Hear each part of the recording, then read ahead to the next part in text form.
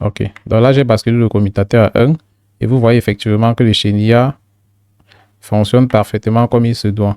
Donc voilà le code écrit dans Tia Portal.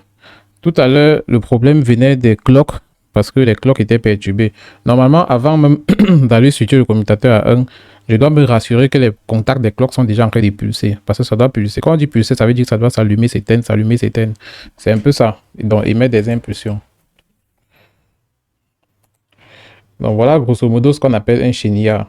Donc, il y a une lampe qui s'allume, après s'éteint, laisse la place à l'autre, après celui-ci s'allume, l'autre s'éteint, ainsi de suite.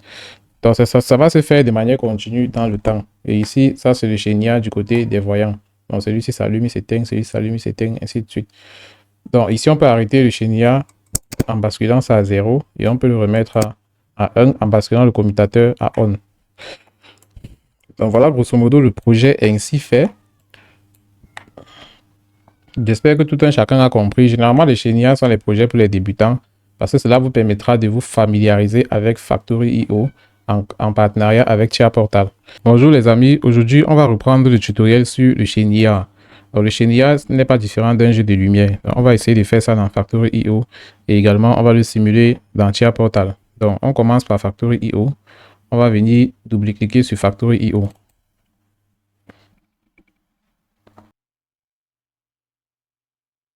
Ok, donc une fois qu'on est dans Factory.io, on va venir sur New et on va essayer de dessiner notre système. Donc ici, on va prendre un convoyeur de 6 mètres sur lequel on va positionner des gyrophares. Donc, on vient prendre ce convoyeur à tapis de 6 mètres. Donc, on peut effacer ce message au milieu puisqu'on ne va pas faire tourner le convoyeur. Donc, ici, on peut mettre simplement l'espace et on valide. Ici, on va essayer de positionner notre pupitre de commande. Donc, on prend ce pupitre de commande, on vient le positionner au-dessus du tapis. Donc, on fait une translation verticale et on le positionne comme ceci. Donc là, on fait une translation verticale pour le déposer exactement au-dessus. Donc, il faut le centrer. Il faut qu'il soit exactement au milieu du convoyeur. OK. Donc là, c'est bon. On va essayer de mettre les différents voyants. Donc ici, je vais prendre... ici, j'ai Like Indicator.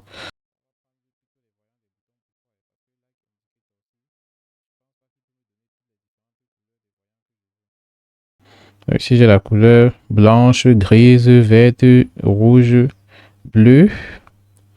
Et j'ai également la couleur jaune. Bon, c'est mieux qu'on prenne ça. Hein. On va prendre ce voyant-ci. Donc là, je fais le clic droit. Et je vais aller sur Vertical Trans.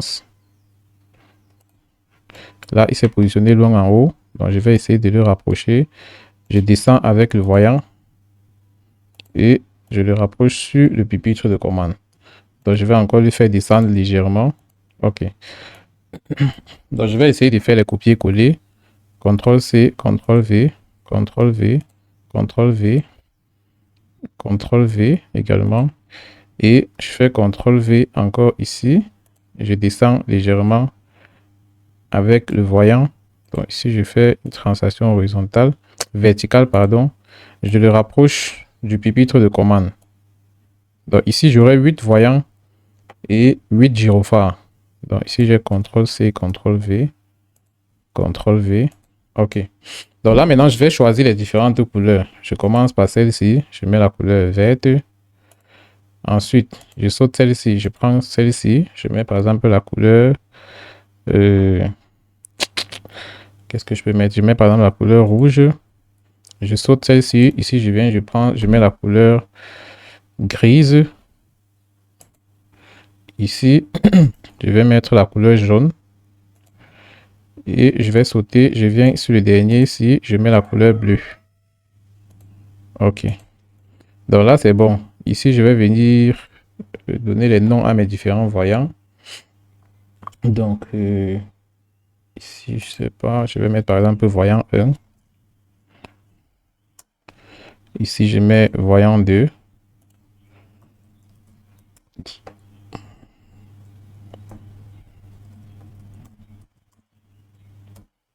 Ici, je vais mettre voyant 3. Ici, je mets voyant 4. Ici, je mets voyant 5. Ici, je vais mettre voyant 6. Donc, j'aurai 8 voyants au total. Ici, je mets voyant 7. Et enfin, je mets voyant 8. OK. Donc, une fois que c'est prêt, je vais donc mettre un commutateur pour lancer mon cycle. Donc, ici, je vais mettre un commutateur. Je vais aller sur Vertical Trans. Je rapproche le commutateur du pupitre de commande. OK. Donc, je vais faire une translation verticale. Je monte avec le commutateur. Et ici, j'ai sensor. En bas, j'ai également sensor. Donc, ça, c'est le détail du commutateur à 1 qui m'intéresse. Donc, ici, je vais venir mettre Start ou départ cycle. Bon, je vais mettre Start. Je dis que c'est le bouton de démarrage. Bon, ici, je vais remplacer Start. Ici, je vais mettre Marche. Et ici, je vais mettre Arrêt. OK. Donc là, je viens de finir avec le pupitre de commande. Je vais essayer de positionner les gyrophares. Donc, je peux effacer tout ça. Et je viens, voici le gyrophare ici, Warning Light. Je prends le tout premier. Je vais le positionner comme ceci. Translation verticale. Et je le positionne à l'extrémité du convoyeur. OK. Donc ici, j'ai gyrophare 1. Je fais CTRL-C, CTRL-V. Donc ça, c'est le gyrophare 2. CTRL-V, gyrophare 3. CTRL-V, gyrophare 4. CTRL-V, gyrophare 5. CTRL-V, gyrophare 6. CTRL-V, gyrophare 7. Et enfin, gyrophare 8. Donc, je vais essayer d'aligner autant que possible.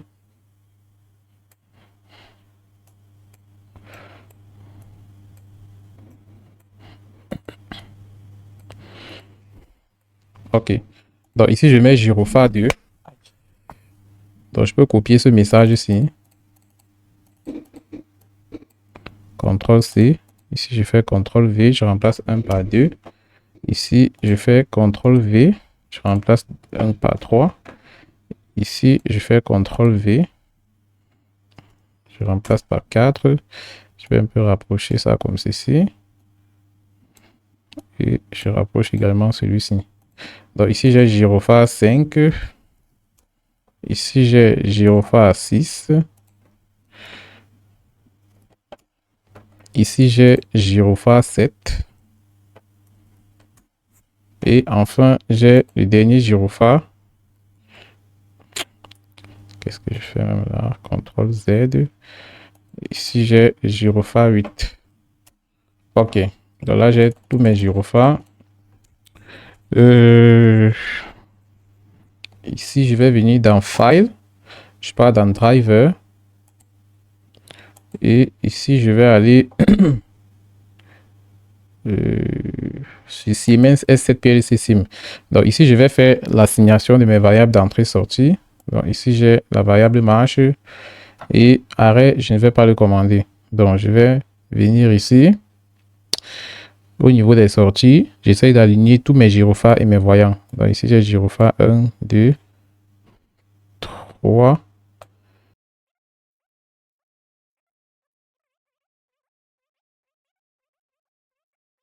Et vous voyez que ici, j'ai déjà rempli tous les champs, toutes les broches de sortie. Donc, s'il y en avait plus, je devais venir dans configuration. Comme j'ai 16 broches de sortie, je peux augmenter par exemple à 25, 30. Du moins, j'augmente de telle sorte que toutes mes variables vont entrer. Et ici, le modèle de CPU, c'est le CPU 1200. Donc, c'est exactement ce que j'ai du côté, ce que j'aurai du côté de Chia Portal. Donc, une fois que c'est bon, on vient, on enregistre Save As. Et ici, on va mettre simulation d'un Shinia.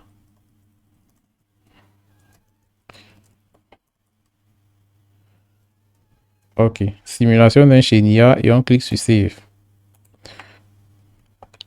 Donc là, c'est bon. On peut aller dans Chia Portal programmer notre automatisme. Donc ici, on va aller double-cliquer sur Chia Portal VCS et la première étape sera d'importer le template.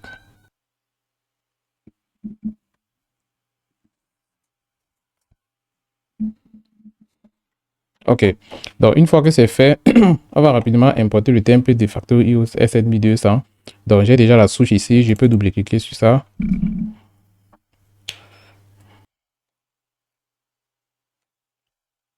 Ok, donc ici on va aller cliquer sur ouvrir la vue du projet. Ok, donc ici on va aller dans configuration des appareils. La première chose à faire sera d'aller activer le clock. Ok, donc vous voyez que notre Factory IO vient déjà avec un CPU qui s'appelle 1211, configuré en DC-DC-DC. Donc ici, on va double-cliquer ici et on va aller activer le circuit d'horloge. Parce qu'il n'y a pas de chenillard sans circuit d'horloge. C'est le circuit d'horloge qui permet de pulser l'animation d'un chenillard.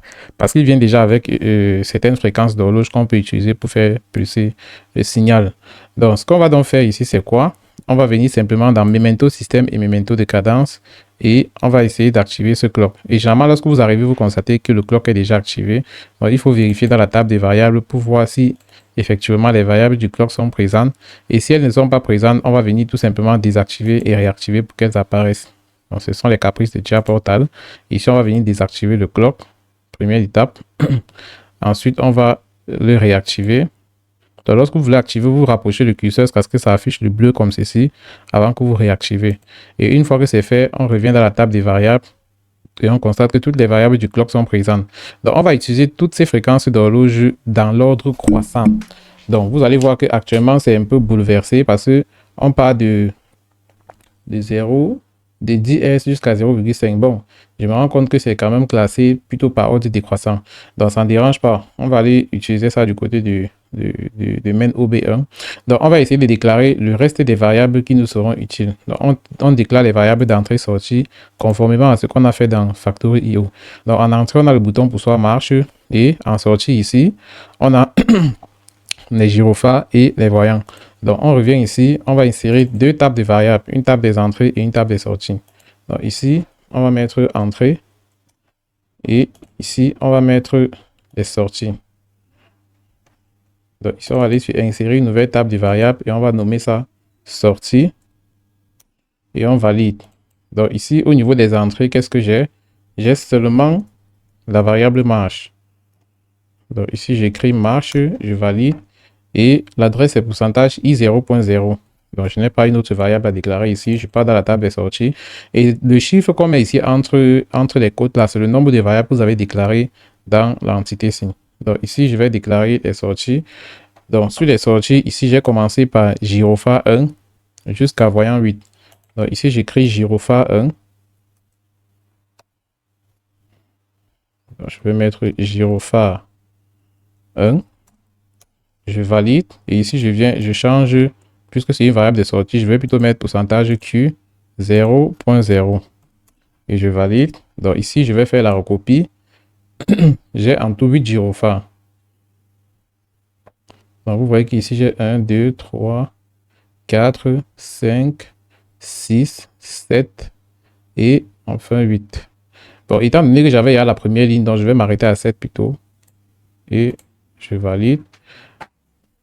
Vous voyez que ça a nommé les autres gyrophares à ma place. Donc ici, je vais faire pareil pour les lampes. Pour les voyants, ici j'ai voyant 1. Je valide. Donc je fais la recopie avec cette case. Ici.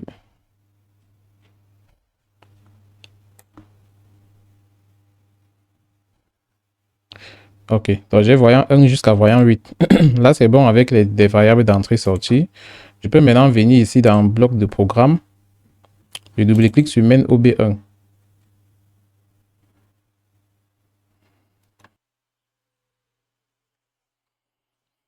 Ok, donc ici, on va prendre, étant donné que j'ai utilisé un commutateur ici, là, j'ai utilisé un commutateur sur le pupitre de commande. Ok, donc à la place d'un fond montant, je vais prendre un simple contact normalement ouvert. Donc ici, je prends un contact normalement ouvert, je mets marche.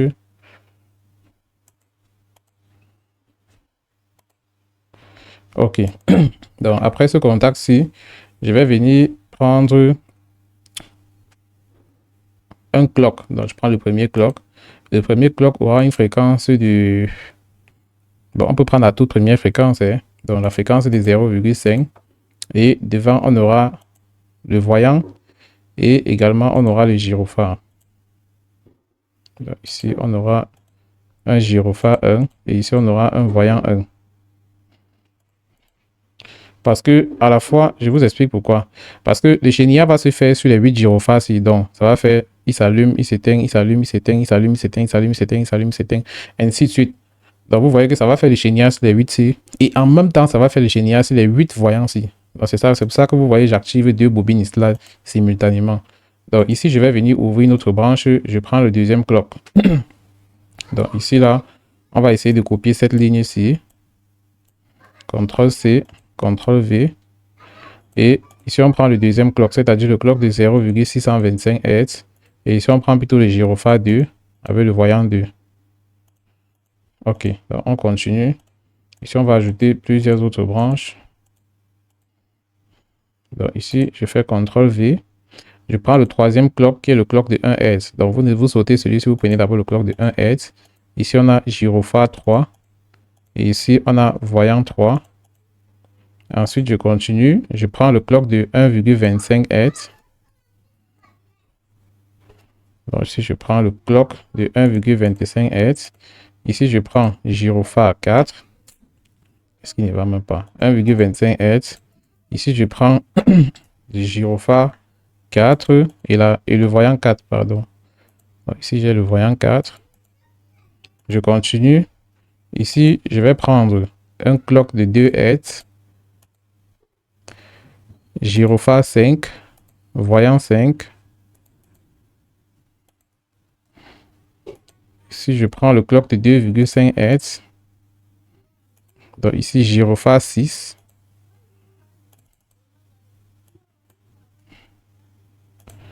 Et voyant 6.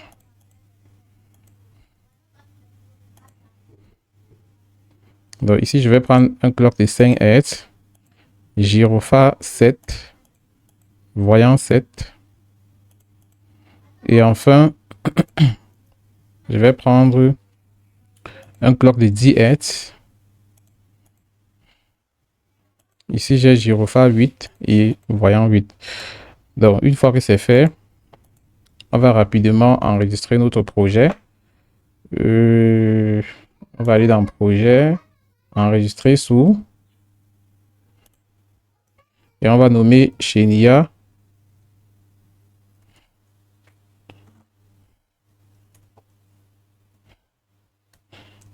Avec Factory.io. Ok, donc là, je vais cliquer sur enregistrer. Et une fois que le projet est enregistré, je vais venir ici démarrer la simulation.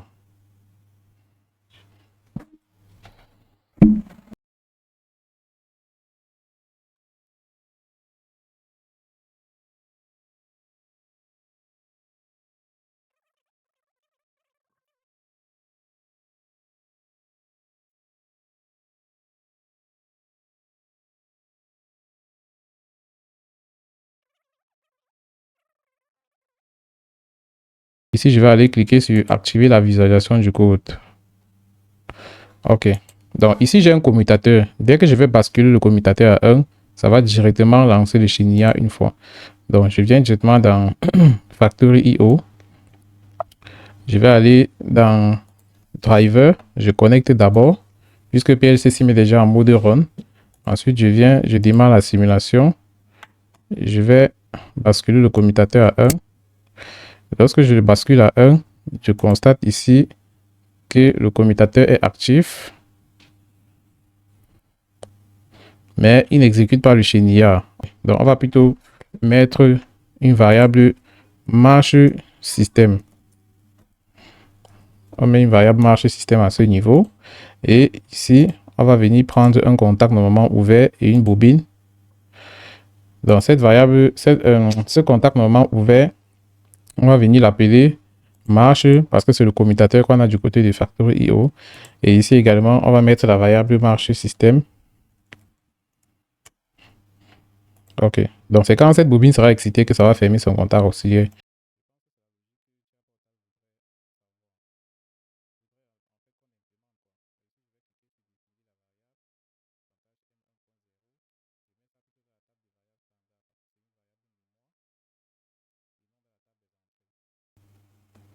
Non, il y a un problème avec les clocks si je sais pas trop pourquoi ça fait ça.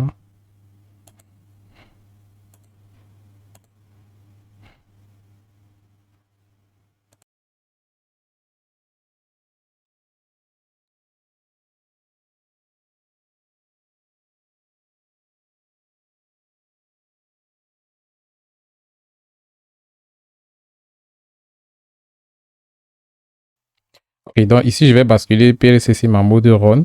Je vais essayer de relancer la simulation. J'ai l'impression que les clocks là ont été perturbés. Je sais pas trop pourquoi ça fait ça. Ici, j'ai les différents clocks qui sont en train de pulser. Je vais essayer de basculer mon commutateur du côté des facteurs IO. Donc ici, je reviens dans Driver et je passe sur Connecter. Donc, chaque fois que vous fermez PLC Sim, vous vous rendez compte que la liaison se rompt directement. Ok. Donc là, j'ai basculé le commutateur à 1 et vous voyez effectivement que le chenilla fonctionne parfaitement comme il se doit. Donc voilà le code écrit dans Tia Portal. Tout à l'heure, le problème venait des clocks parce que les clocks étaient perturbés. Normalement, avant même d'aller switcher le commutateur à 1, je dois me rassurer que les contacts des clocks sont déjà en train de pulser. Parce que ça doit pulser. Quand on dit pulser, ça veut dire que ça doit s'allumer, s'éteindre, s'allumer, s'éteindre. C'est un peu ça. Et donc, émettre des impulsions. Donc voilà, grosso modo, ce qu'on appelle un chenillard. Donc, il y a une lampe qui s'allume, après s'éteint, laisse la place à l'autre, après celui-ci s'allume, l'autre s'éteint, ainsi de suite. Donc, ça va se faire de manière continue dans le temps. Et ici, ça, c'est le chenillard du côté des voyants. Donc, celui-ci s'allume, il s'éteint, celui-ci s'allume, il s'éteint, ainsi de suite. Donc, ici, on peut arrêter le chenillard en basculant ça à 0 et on peut le remettre à 1 en basculant le commutateur à on. Donc, voilà, grosso modo, le projet ainsi fait. J'espère que tout un chacun a compris. Généralement, les chenillards sont les projets pour les débutants parce que cela vous permettra de vous familiariser avec Factory.io en partenariat avec Tia Portal. Donc, merci à tous de m'avoir suivi et on se dit à la prochaine.